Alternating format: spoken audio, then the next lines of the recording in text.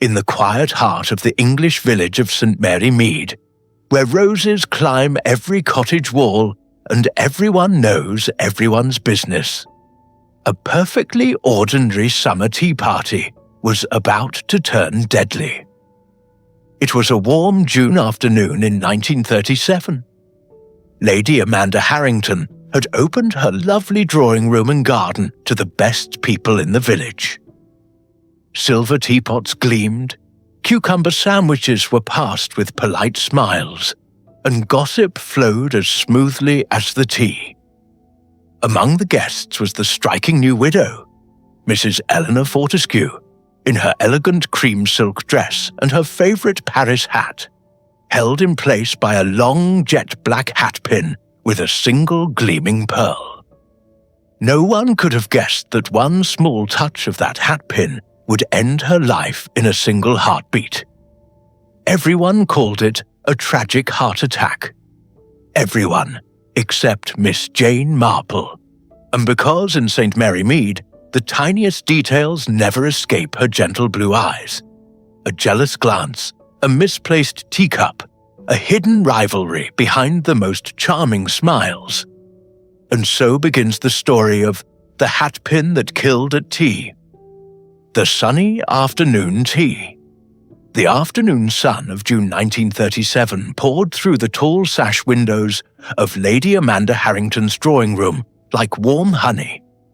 It danced across the polished silver teapots, the delicate spode china cups, and the crisp white tablecloths that had been laid out on the terrace just beyond the French doors. The air smelled of freshly cut grass, blooming roses, and the faint buttery scent of warm scones that cook had been fussing over since dawn. St. Mary Mead was enjoying one of those rare, perfect summer days when even the old ladies in the village forgot to complain about their rheumatism. 15 of the village's most respectable residents had gathered for Lady Amanda's annual summer tea party, an event that was less about tea and more about who was seen talking to whom, who wore what, and who had the sharpest tongue, wrapped in the sweetest smile. The gentlemen stood in small clusters near the French doors, discussing the cricket scores and the latest news from London, while the ladies arranged themselves on the chintz sofas and wicker chairs with the practiced grace of people who had been performing this ritual for decades. Miss Jane Marple sat in her favourite corner chair, the one with the slightly faded rose pattern. At 67, she was not the grandest figure in the room, but she was certainly the most observant. A half-finished lace doily rested in her lap, and her knitting needles clicked softly, almost in time with the distant song of a blackbird in the garden. Her blue eyes, mild and innocent behind her spectacles, missed nothing. She noticed, for instance, the way young Reggie Fortescue kept glancing at his aunt, Mrs. Eleanor Fortescue, with a mixture of affection and something sharper, perhaps calculation. She noticed how the Reverend Clement's wife kept smoothing her gloves nervously. And most of all, she noticed the tiny, almost invisible flicker of something dark that crossed Mrs. Violet Hargrove's face when Eleanor entered the room. Mrs. Eleanor Fortescue made her entrance at 20 minutes past 4, exactly as fashion dictated, never too early, never too late. She was 46, still strikingly handsome in a full-figured way, with carefully waved fair hair and a complexion that spoke of expensive creams rather than country air. Her cream silk dress was the latest cut from a London house, and perched upon her head was a wide-brimmed hat of the same shade, and trimmed with silk roses and secured by a long, elegant hatpin of jet black enamel with a single lustrous pearl at its head. The pin caught the sunlight and flashed like a small dagger. "Darling Amanda, how perfectly divine everything looks!" Eleanor exclaimed, her voice carrying across the room with that bright, practiced charm that had won her so many friends, and some whispered, a few enemies, since she had moved to St. Mary Mead 6 months earlier. She was a widow of considerable means, recently arrived from London, and had thrown herself into village life with the enthusiasm of someone determined to become its brightest star.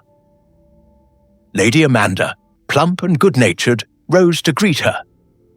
"Eleanor, my dear, you look an absolute picture. That hat, wherever did you find such a treasure?" "Paris last spring," Eleanor replied, laughing. So she removed her gloves with quick, elegant movements and handed them to the waiting maid. One simply must have something a little special these days. Don't you agree? Especially when one is new in a place and wishes to make a good impression. From her corner, Miss Marple saw Mrs. Violet Hargrove's mouth tighten for the briefest instant. Violet was 49, tall and handsome in a rather severe way, with iron-grey hair drawn back into an immaculate chignon.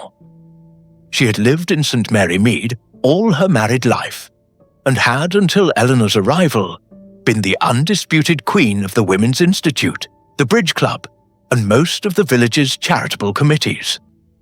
Now she sat ramrod straight, her teacup balanced perfectly in her gloved hand, smiling the same polite smile she always wore.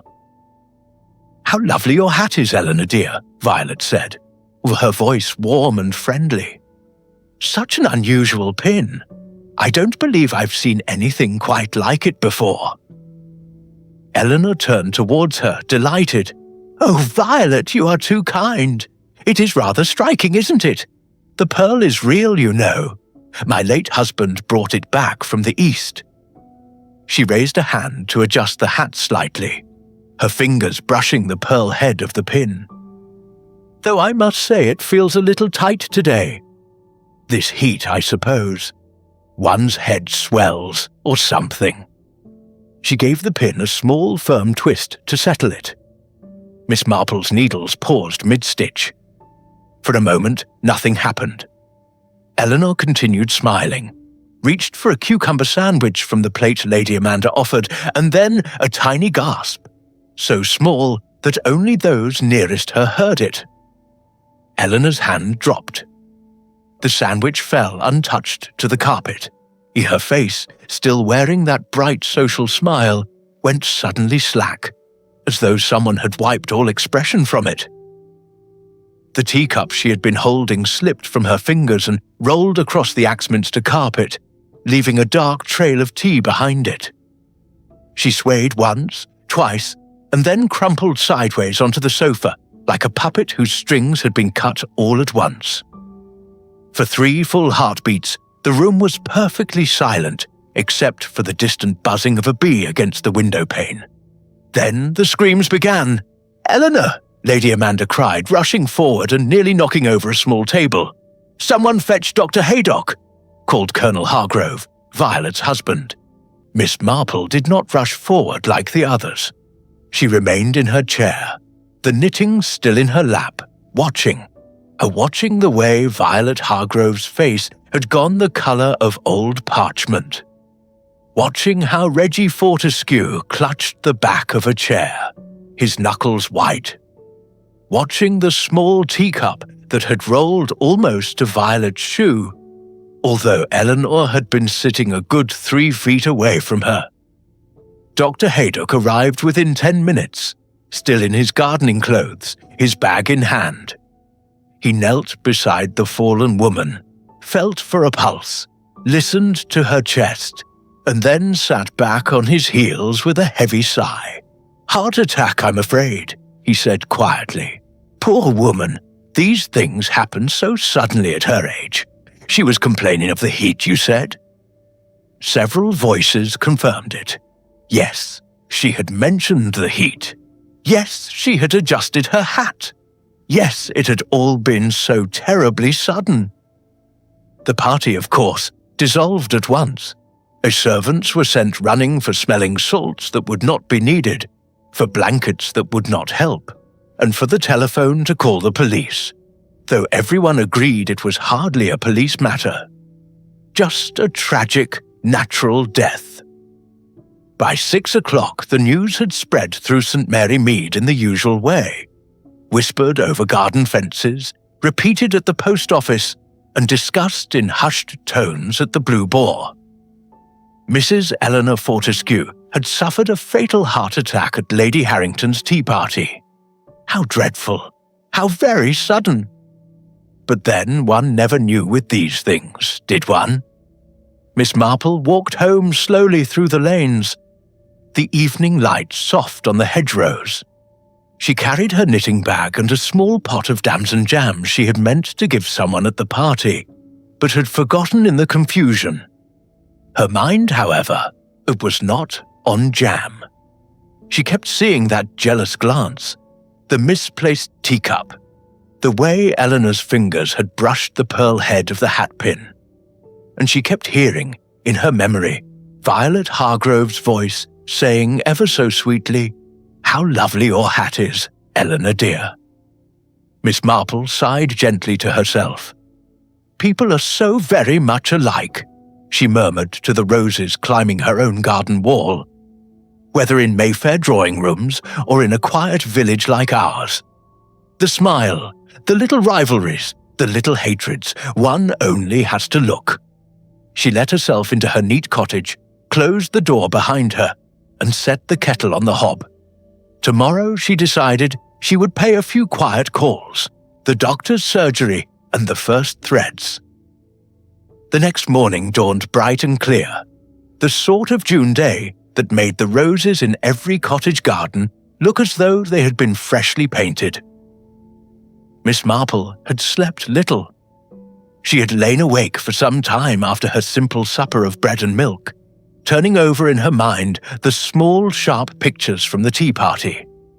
The flash of the pearl-headed hatpin, the tiny gasp, the teacup rolling across the carpet like a guilty secret. By breakfast, she had made up her mind. She put on her second-best grey coat, pinned her hat firmly with an ordinary steel pin, and set off for Dr. Haydock's surgery with a small pot of her best damson jam tucked under her arm. Dr. Haydock was in his garden when she arrived, coatless, sleeves rolled up, pruning his roses with the fierce concentration of a man who preferred plants to people on most mornings. He looked up at the sound of the gate and gave her a wry smile. "Miss Marple, I half expected you. Come in, come in. Mrs. Simpkins has just made fresh coffee, strong enough to wake the dead, which is more than I could do for poor Mrs. Fortescue yesterday." He led her into the cool, book-lined surgery at the side of the house. The familiar smell of carbolic and old leather greeted her like an old friend. On the desk lay a small cardboard box. Inside, carefully wrapped in tissue paper, was Eleanor Fortescue's hatpin. Miss Marple sat down in the visitor's chair without being asked. She placed the jam pot on the corner of the desk. "For your roses, doctor, or for yourself, whichever you prefer." Haydock grunted, but there was affection in it. He had known Jane Marple for more than 30 years, and had long ago given up pretending she was merely a sweet old lady who knitted. He picked up the hatpin with a pair of forceps and held it to the light. "I had another look at the body this morning before the undertakers came," he said quietly. "There's a minute puncture on the pad of her right forefinger, barely visible. At first I thought it was nothing, a thorn from the roses on her hat perhaps. But then I remembered what you said yesterday about the pin." Miss Marple leaned forward slightly, her blue eyes mild, and I sent a scraping to the laboratory in Much Benham. They rang me back an hour ago." He paused, tapping the hatpin gently against the edge of the box. "Digitalis, concentrated extract from foxglove, enough to stop a healthy heart in minutes. She must have driven the point into her finger when she gave it that little twist. The poison went straight into the bloodstream. Death would have been almost instantaneous. Looked exactly like a heart attack." Miss Marple was silent for a moment, her hands folded neatly in her lap. Outside, a thrush was singing in the laburnum tree. "Someone wanted it to look natural," she said at last, "and very nearly succeeded." Haydock nodded heavily. "I've told Inspector Slack. He's coming over from Much Benham this afternoon. He wasn't best pleased, kept muttering about old women with too much time on their hands. But the facts are the facts. This was murder, Jane. Cold-blooded, clever murder." Miss Marple did not correct him for using her Christian name. They had known each other too long for that. Instead, she asked softly, "Who had the opportunity, Doctor? Everyone was in the room, of course, but who was close enough to arrange things?" Haydock rubbed his chin. "That's the devil of it. The ladies were all milling about." Eleanor put her gloves and handbag on the little table. By the cloakroom door, when she arrived, anyone could have gone in there for a moment. The hat was on her head the whole time, but the pin? Well, a quick swap wouldn't have taken more than 10 seconds if someone was quick and bold. Miss Marple's needles had appeared in her hands as if by magic. She began to knit with small, precise movements. And who grows foxgloves in their garden, I wonder? Haydock gave a short laugh. Half the village, including me, but not everyone has the knowledge to extract the juice and make it strong enough to kill. And that takes a steady hand and a cold heart. Miss Marple said nothing, but she was thinking of Mrs. Violet Hargrove's garden, a large, immaculate plot behind the red brick house on the high street. She had walked past it many times, and remembered the tall spikes of purple foxgloves standing like sentinels along the back wall. Violet had once told her proudly that she grew them from seed every year. She finished her cup of coffee, thanked the doctor, and rose to leave. "One more thing, Doctor. The teacup that rolled away, it ended up quite near Mrs. Hargrove's foot, yet Eleanor had been sitting at least 3 feet away from her. I wondered if perhaps someone had brushed against her as she fell." Haydock's eyebrows rose. "You really do notice everything, don't you?" "Yes, I noticed that too. But in the panic, nobody else seemed to."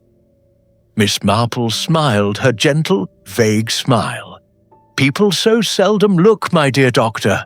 They see, but they do not observe." She left the surgery and walked slowly along the lane towards the village green. The morning was growing warmer. Children were playing hopscotch outside the school, and the postman whistled as he cycled past. Everything looked perfectly ordinary. Yet somewhere in St. Mary Mead, a murderer was waking up this morning, drinking tea, perhaps even smiling at the milkman, and wondering if anyone had noticed anything at all. Miss Marple decided it was time to pay a condolence call. She arrived at Mrs. Violet Hargrove's house just before 11. The maid showed her into the drawing room, where Violet sat at a small writing desk, answering letters of sympathy that had already begun to arrive. She looked composed, but there were faint shadows under her eyes that powder had not quite hidden. "Miss Marple, how kind of you to call," Violet said, rising to greet her. Her voice was warm, but her hands trembled slightly as she took the small bunch of sweet peas Miss Marple had brought from her own garden. "Such a dreadful business. I still can hardly believe it." They sat down together on the chintz sofa. Tea was brought, strong, with a plate of shortbread biscuits. Miss Marple accepted a cup and stirred it slowly. "Such a shock for everyone," she murmured. "And such a beautiful hat Eleanor was wearing. I keep thinking of that hatpin. So unusual. Jet and pearl, wasn't it?" Violet's spoon clinked against the side of her cup. Yes, it was. I admired it yesterday." "Paris," she said. Miss Marple nodded. "I believe I saw a very similar one once before, at the church fete last month.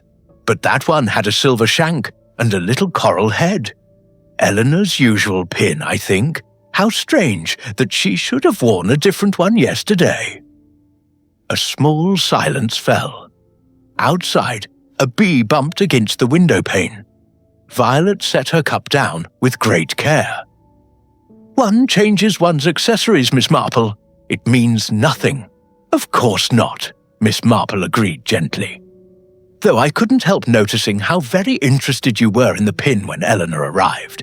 You asked her about it quite particularly." Violet's mouth tightened. "I was merely being polite." "Naturally." Miss Marple took another sip of tea. "And your garden is looking quite lovely this year. Those foxgloves at the back, quite magnificent. I've always admired them, so tall and stately." Violet's face had gone very still. "Everyone grows foxgloves, Miss Marple. They're common as daisies." "Not everyone knows how to distill the juice from the leaves and seeds," Miss Marple said, her voice still mild, almost dreamy. "It requires care and knowledge, and I suppose a very strong motive." Violet Hargrove stood up abruptly. The colour had drained from her cheeks. "What exactly are you suggesting?" Miss Marple looked up at her with wide, innocent blue eyes. "Suggesting, my dear? Oh dear me, no. I'm only an old woman who notices things. The jealous glance across the tea table, the way the teacup rolled towards your foot, the fact that Eleanor's usual hatpin was not the one she died with. Little things, but they do add up, don't they?" For a moment, Violet seemed about to speak, something sharp and angry. Then the fight went out of her shoulders, and she sank back onto the sofa. "You're a dangerous woman, Miss Marple," she whispered. "But you're wrong. I didn't kill her. I hated her. God knows I did, but I didn't kill her." Miss Marple said nothing. She simply waited, knitting needles clicking softly. Violet gave a short, bitter laugh. "She took everything. The chairmanship of the Institute, my husband's attention, or at least she tried to. And then she started hinting to people about something that happened years ago in London, before I was married. It was nothing really, but in a place like this it would have ruined me. I wanted her gone, but not like that. Not with poison." Miss Marple reached out and patted the other woman's hand once, very gently. "People do such foolish things when they are frightened, my dear. But if you didn't do it, then someone else did. And they used your garden to do it, or at least they want it to look that way." Violet stared at her. "What do you mean?" "I mean," said Miss Marple, rising to go, "that someone is being very clever indeed, and I intend to find out who." She left Violet Hargrove sitting alone in her drawing room, the untouched tea growing cold beside her. As she walked down the garden path, Miss Marple noticed something small and bright, lying half-hidden under the lavender bush by the gate. A tiny pearl button, the exact shade of the ones on Eleanor Fortescue's cream silk dress. She picked it up carefully with her handkerchief and slipped it into her knitting bag. The threads were beginning to come together, but they were still tangled. And somewhere in the village, the real killer was watching. Shadows in the garden and nervous nephews. Miss Marple did not go straight home after leaving Violet Hargrove's house. The little pearl button in her knitting bag felt heavier than it should, like a small accusation. Instead, she turned left at the end of the high street and walked the short distance to the whitewashed cottage where Mrs. Eleanor Fortescue had lived for those 6 short months. The front gate stood open. A young man was pacing the gravel path, hands thrust deep in his pockets, kicking at a stray pebble as though it had personally offended him. Reginald Fortescue, everyone called him Reggie, looked up sharply when he heard the gate click. He was 32, boyishly handsome in a rather weak way, with fair hair that fell over his forehead, and a smile that came and went too quickly, and as though he were never quite sure whether it was welcome. "Miss Marple," he said, forcing the smile into place. "Good of you to call. Aunt Eleanor? Well, it's been a dreadful shock, simply dreadful." He led her inside. The drawing room still smelled faintly of Eleanor's expensive French perfume and the lilies that had been delivered that morning. A half-packed suitcase stood open on a chair. Miss Marple noticed it at once, but said nothing. "I was just sorting through her things," Reggie explained, following her gaze. "The lawyers will want everything listed, I suppose. Poor Aunt Eleanor. She always said she'd leave me something, but one never knows with wills, does one?" Miss Marple sat down on the edge of a small sofa and took out her knitting. The needles began their soft, steady rhythm. "The money can be such a comfort at times like these," she murmured, "or such a worry. Your aunt was a wealthy woman, I believe." Reggie laughed, a short, uncomfortable sound. "Oh yes, very. The Fortescue money came from shipping. Old family business. She had no children, you see, just me, her only nephew." He paused, then added quickly, "And Miss Price, of course. Dotty. She was Aunt Eleanor's companion, terribly devoted. She's upstairs now, packing the clothes. Poor girl's quite broken up about it all." As if on cue, light footsteps sounded on the stairs and Miss Dorothy Dotty Price appeared in the doorway. She was a quiet, mousy creature of 28, with pale brown hair pulled back severely and eyes that seemed permanently anxious. She carried a stack of folded silk blouses. "Reggie, I've finished the—" "Oh." She stopped when she saw Miss Marple. "Miss Marple, how kind of you to come." The three of them sat together for a while, talking in the hushed tones people use after a sudden death. Dotty kept glancing at Reggie when she thought no one was looking, her cheeks colouring faintly. Miss Marple noticed the way the girl's hand trembled when she poured the tea. And she noticed something else, a small smear of green on the cuff of Dotty's blouse. Grass stain, perhaps, or something from a garden. "Such a pity about the hatpin," Miss Marple said after a suitable interval. "So unusual. Jet and pearl. I don't suppose either of you had ever seen it before yesterday." Reggie shrugged. "Aunt Eleanor had dozens of hats, always changing them. Paris this, Bond Street that. I never paid much attention." Dotty, however, hesitated. I helped her dress yesterday morning. She was wearing her usual silver pin with the coral head. I'm quite sure of it. She said the pearl one was too heavy for such a warm day." The girl bit her lip. "But when she arrived at the party, it was the black one. I noticed because she asked me to adjust it just before we left the house. I thought it odd at the time." Miss Marple's needles clicked once, twice. "How very interesting." Reggie shifted in his chair. "Look here, Miss Marple. You're not suggesting— the doctor said heart attack. Surely that's the end of it." "Dr. Haydock has changed his mind," Miss Marple said gently. "It was poison, my dear. Digitalis, from foxglove. Someone coated the pin with it." The silence that followed was thick enough to cut with a knife. Reggie went very pale. Dotty's teacup rattled in its saucer. "Foxglove," Reggie repeated. "But that grows everywhere. Aunt Eleanor had some in her own border, for heaven's sake." "Does she?" Miss Marple asked, her voice mild as milk. "How convenient." They went out into the garden together. It was a pretty little plot, rather overgrown now that Eleanor was gone. Tall purple spires of foxglove stood at the back near the wall, exactly like the ones in Violet Hargrove's garden. Miss Marple bent to examine one. The leaves were dusty, no recent cutting or bruising that she could see. But then one would not need much. While Reggie wandered off to smoke a cigarette by the gate, Dotty stayed close to Miss Marple. "He didn't do it," she whispered suddenly, fiercely. "Reggie wouldn't. He's not that sort. He loved his aunt, in his way." Miss Marple looked at the girl's flushed face and saw something she had seen many times in St. Mary Mead. The quiet, hopeless love of someone who knows she will never be first choice. "And you, my dear?" Miss Marple asked softly.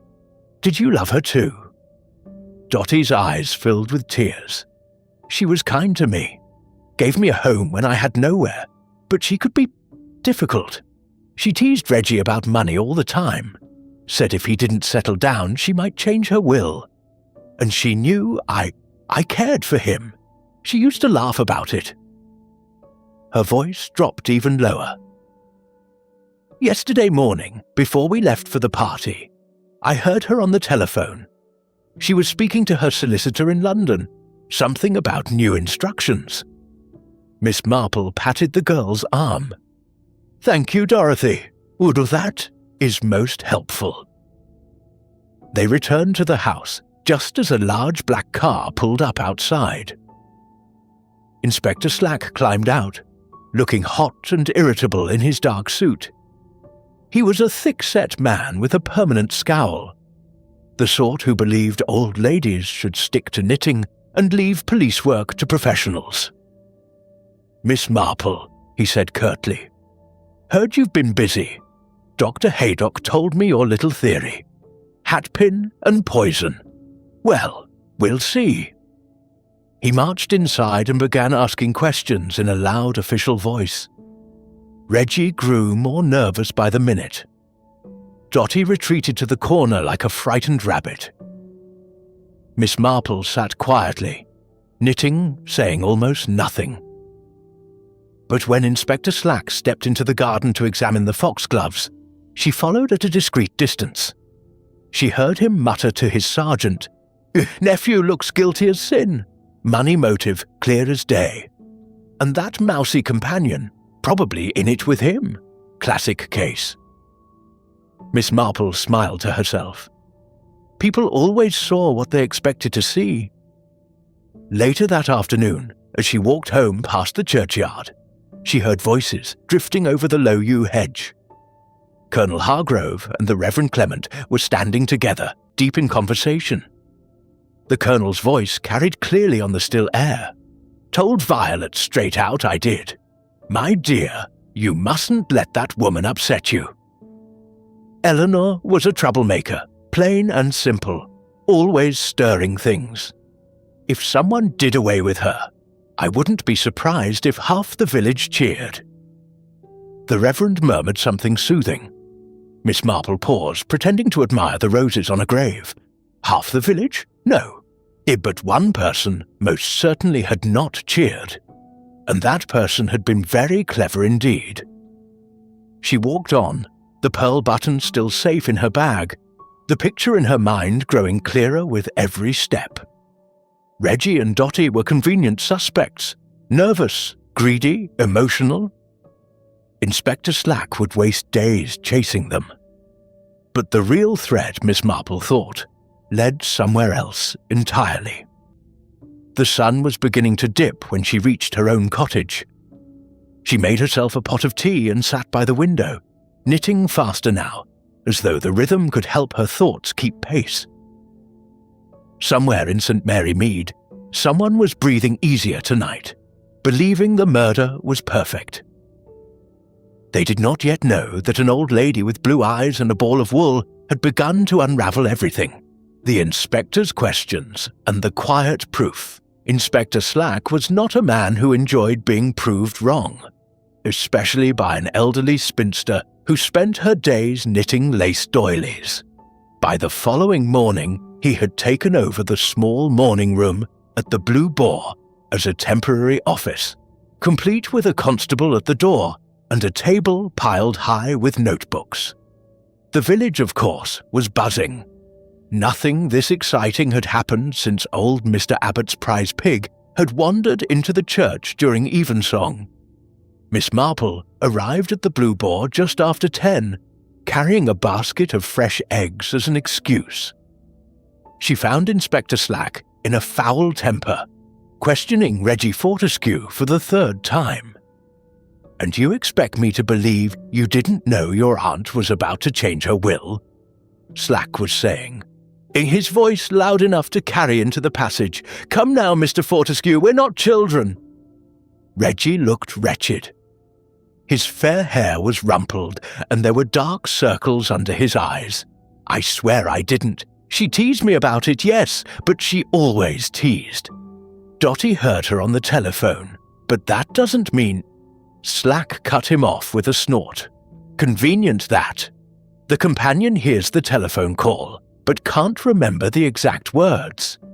And both of you had access to the house. Both of you knew about the foxgloves in the border. Both of you stood to gain a tidy sum if the old lady popped off suddenly." Miss Marple slipped quietly into the room and took a seat by the window. Slack glared at her but said nothing. He had learned, the hard way, that ignoring Miss Marple was usually more trouble than letting her sit and knit, and when Reggie was finally allowed to leave, looking as though he might be sick, Slack turned to her with a sigh. "Well, madam, any little observations you'd like to share before I arrest the nephew and his lovesick shadow?" Miss Marple smiled her sweetest smile. "Only that it would be a great pity to arrest the wrong people, Inspector. Reggie Fortescue is greedy, certainly, and Miss Price is devoted to him.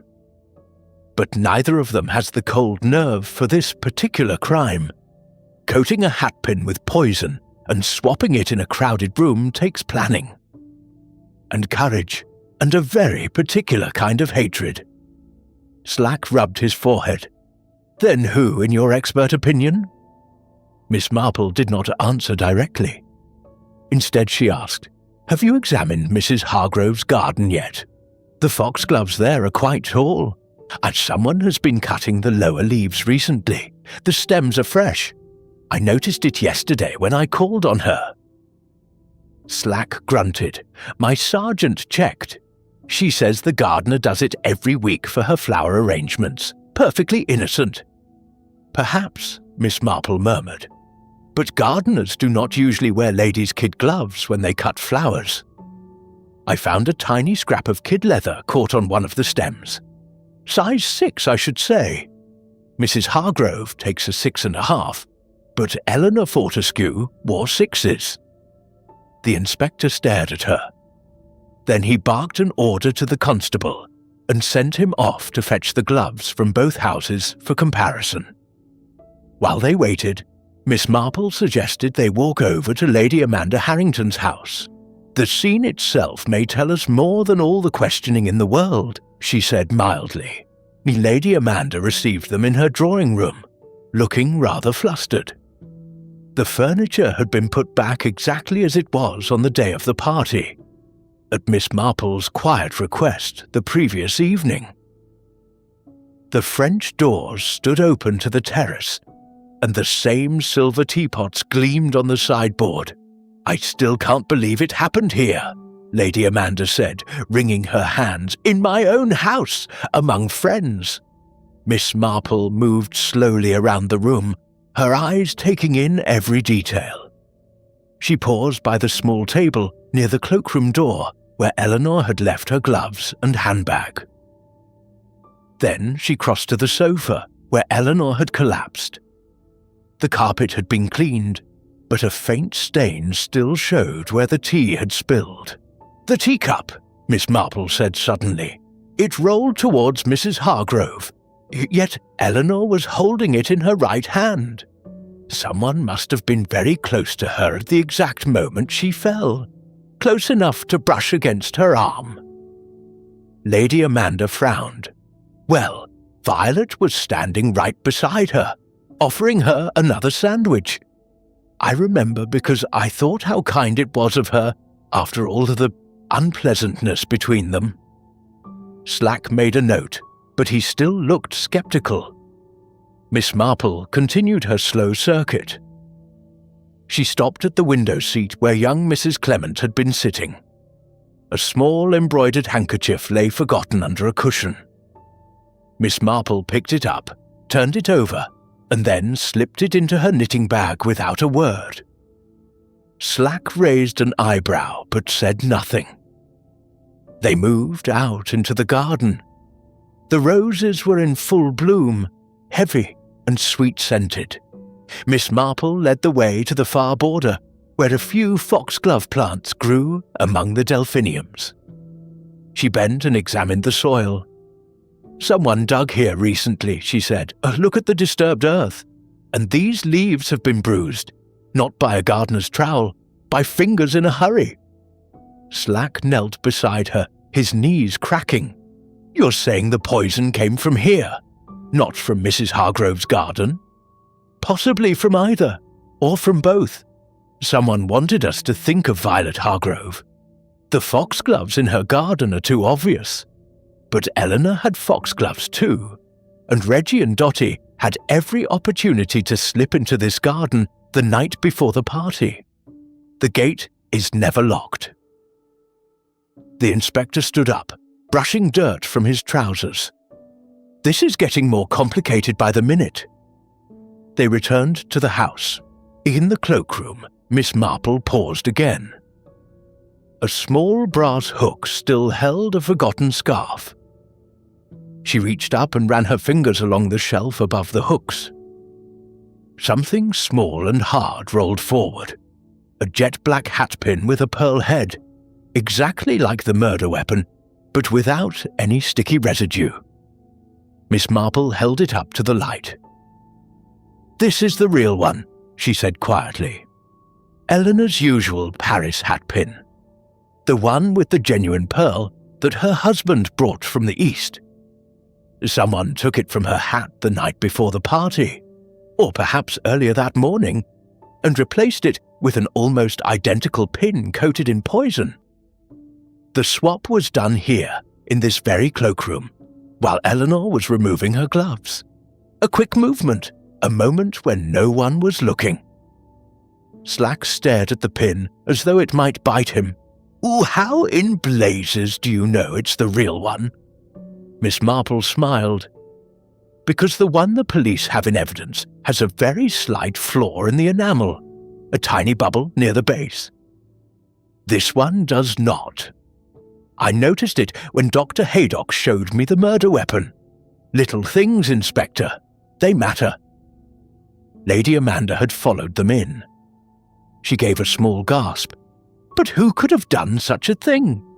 Everyone was here that afternoon, but the night before, the house was empty except for the servants and myself.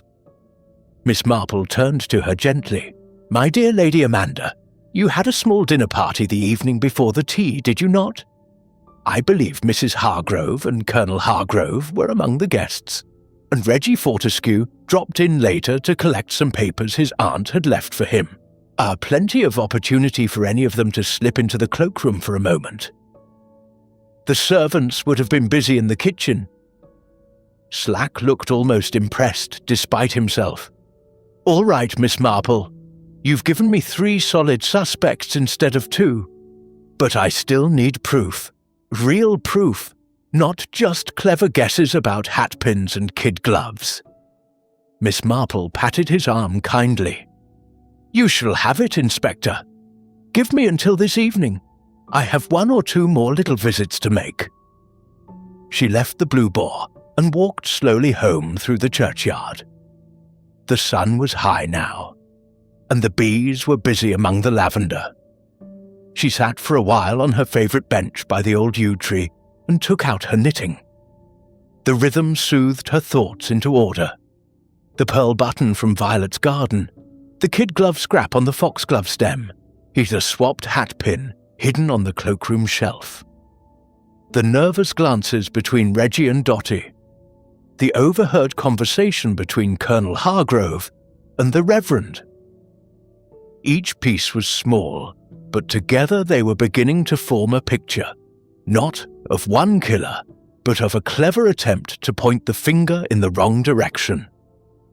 She finished a row and turned the work. Somewhere in the village, the murderer was probably watching the police car drive past, feeling safe.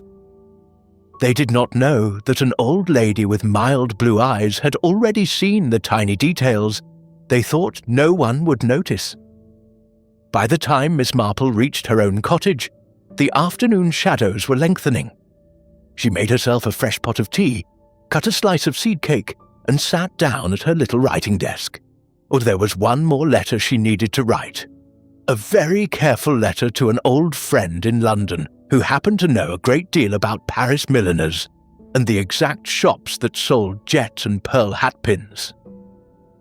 The net was closing, but slowly, very slowly, just the way Miss Marple liked it. The revelation in the drawing room. The evening light had softened to a gentle gold by the time Miss Marple sent out her quiet invitations. She had chosen Lady Amanda Harrington's drawing room again, the very same room where the tragedy had unfolded only 4 days earlier. "It seems only right," she had told Lady Amanda on the telephone, her voice as mild as ever.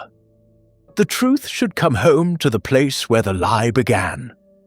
By 7:30, they were all assembled. The French doors stood open to the terrace, letting in the scent of night-blooming stocks and the distant call of an owl. Silver teapots gleamed once more on the sideboard, but no one touched them. The atmosphere was thick with unease. Inspector Slack sat in the high-backed chair by the fireplace, notebook open but pen still. Dr. Haydock leaned against the window frame, arms folded. Reggie Fortescue and Dottie Price sat close together on the sofa, hands almost touching. Colonel and Mrs. Violet Hargrove occupied the 2 upright chairs near the door, Violet's face pale but composed. Lady Amanda fluttered about, offering cushions no one wanted. The Reverend Clement and his wife completed the circle, looking as though they would rather be anywhere else. Miss Marple took her usual corner seat, knitting in her lap, the lace doily now nearly finished.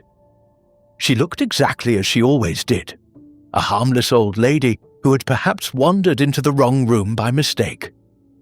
Only her blue eyes were sharp, moving from face to face with quiet certainty. "Thank you all for coming," she began, her voice soft but carrying clearly. "It is not pleasant, I know, to revisit such a sad afternoon, but murder cannot be allowed to hide behind polite smiles and cups of tea. Not in St. Mary Mead, not anywhere." Inspector Slack cleared his throat. "Miss Marple, if you have any evidence, I have," she said simply. "Little things. The sort of things people overlook because they are so very ordinary. Shall I begin with the hatpin?" She lifted a small cardboard box from beside her chair, the one Dr. Haydock had shown her. Inside lay the jet and pearl pin. She held it up so the pearl caught the lamplight. "This is not Mrs. Fortescue's usual hatpin. Her real one, the one her late husband brought from the East, is still on the shelf in your cloakroom, Lady Amanda. I found it yesterday.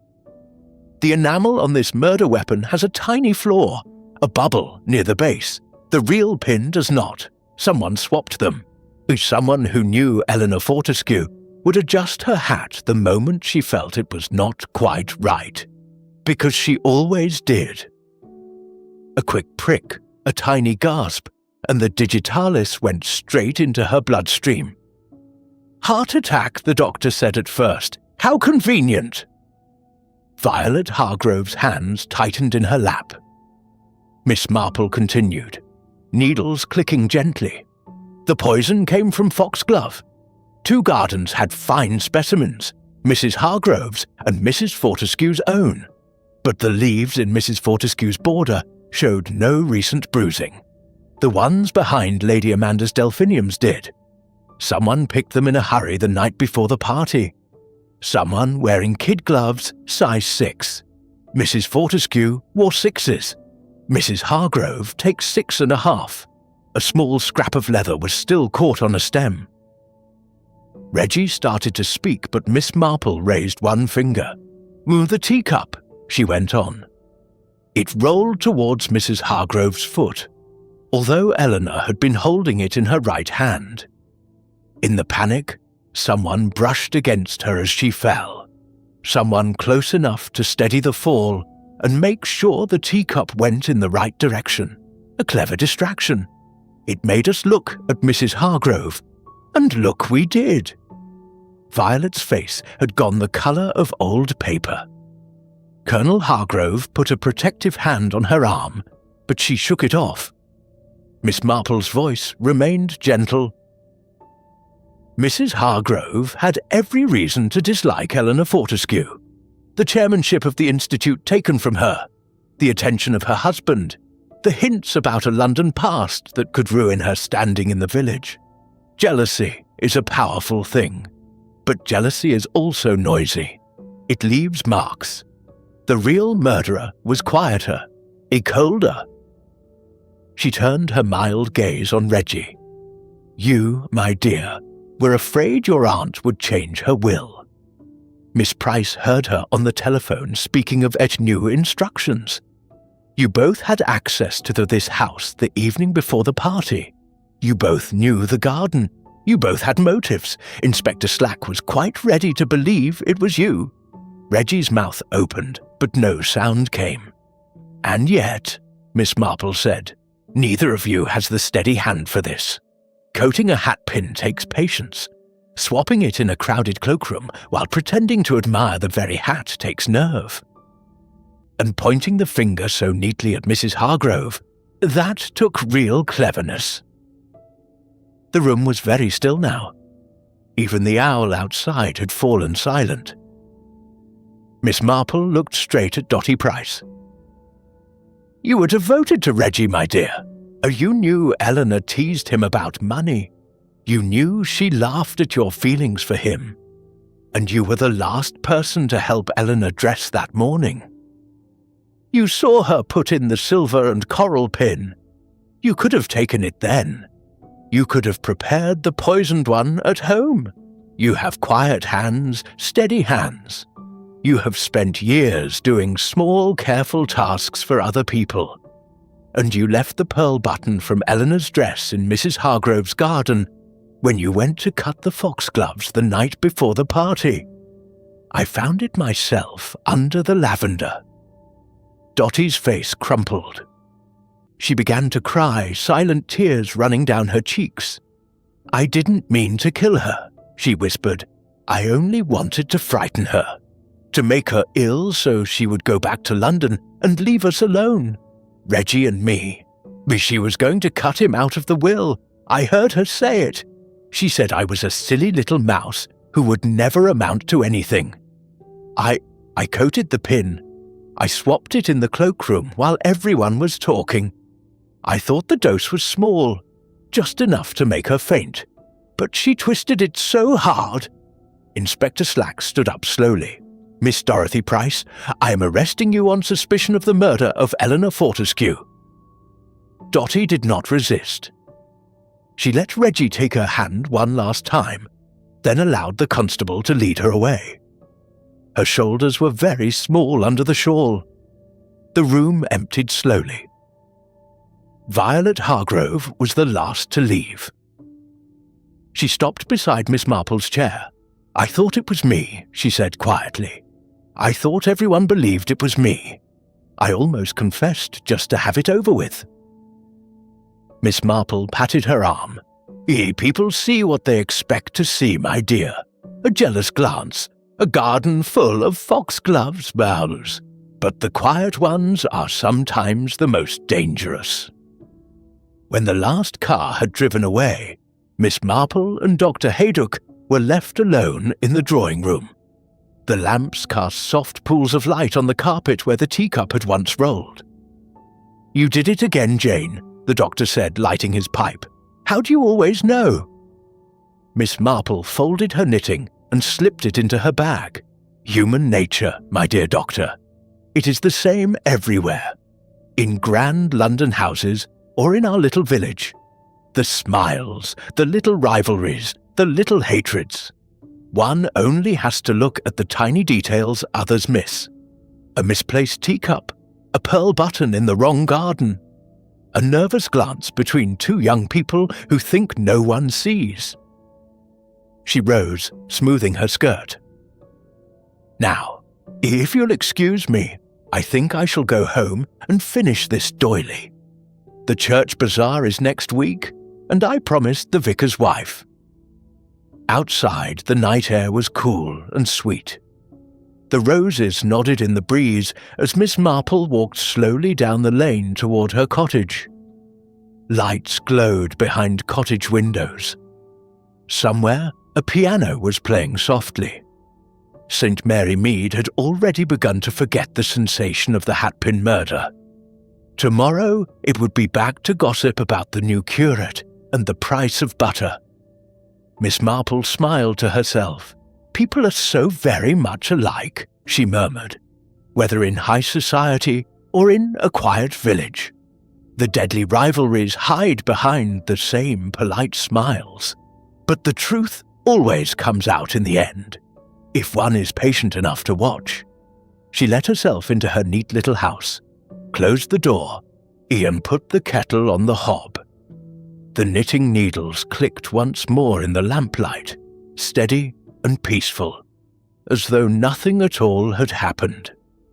And in St. Mary Mead, the quiet rhythms of village life rolled on, exactly as they always had.